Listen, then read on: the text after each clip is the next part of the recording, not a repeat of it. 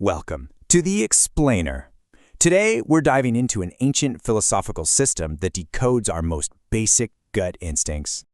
Okay, let's start with something simple, something we've all felt. You see a piece of chocolate, right? And what's that first feeling? It's this instant pull, this desire, you just want it. But then, on the flip side, you see something threatening, like a snake, and your immediate reaction, whoa, get away. Your body just knows to pull back, right? It's pure instinct. So you have this pull towards one thing and this push away from another, and it all feels so automatic. But what if I told you these reactions aren't random at all? What if they follow a precise ancient framework for how we process the entire world? Yeah, this isn't just psychology. It's a structured process that thinkers mapped out centuries ago. Okay, let's dive in. All right, so to understand our reactions, we first need to get what's happening under the hood. We need to understand the anatomy of knowing itself. Think of it like this. It's a recipe. And every single moment of awareness you have, every single thought has these four essential ingredients: the knower, the known, the means of knowing, and the knowledge itself. They're all working together, all the time.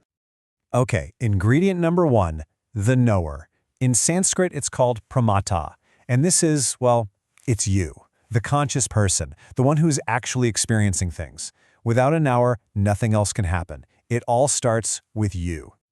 Next up, we need the prameya. This is the object of knowledge. It's the thing you're observing.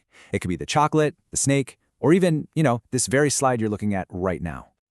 All right, so we've got you, the knower, and the thing being known. But how does the information get from the object to you? That's where the third ingredient comes in, the pramanam. This is the means of knowing, the tools you use. Think your senses, right? Sight, sound, touch, all of that. And when those three things, the knower, the known, and the means of knowing all combine, bam, you get the final result, pramiti, which is the knowledge itself, the actual understanding that happens in your mind. Now, what's really interesting here is that not all knowledge is created equal. Right. So this framework makes a super important distinction between getting things right and getting them wrong. Let's break that down. On one hand, you have correct knowledge, or prama. This is simple. You see a book, you know it's a book. Your perception lines up perfectly with reality. But on the other hand, there's erroneous knowledge, or brahma. This is when you see a rope in a dark room and you think it's a snake. Your perception doesn't match reality. And this difference is absolutely crucial, because whether our knowledge is correct or not is what determines how we're going to act. Okay, so let's bring this all back to our original questions about that chocolate and that snake. How does all this philosophy stuff actually lead to action? And this is brilliant. Every single moment of knowing, whether it's right or wrong, triggers one of three basic impulses. First, you've got pravritti. That's the positive impulse, the urge to go get something, like the chocolate. Then you have nivritti, the negative impulse. That's the urge to withdraw, to stay away. That's our snake. And finally, there's udasina, which is just indifference. You see a tree and you don't really feel an impulse toward it or away from it. These three impulses are basically guiding all of our behavior, all the time. So if we're constantly being pushed and pulled by these impulses of attraction, repulsion, and indifference, is that it? Is there another way to see things? What if it were possible to look at the world and not have those knee-jerk reactions? Well, this philosophy suggests there is a higher state of perception.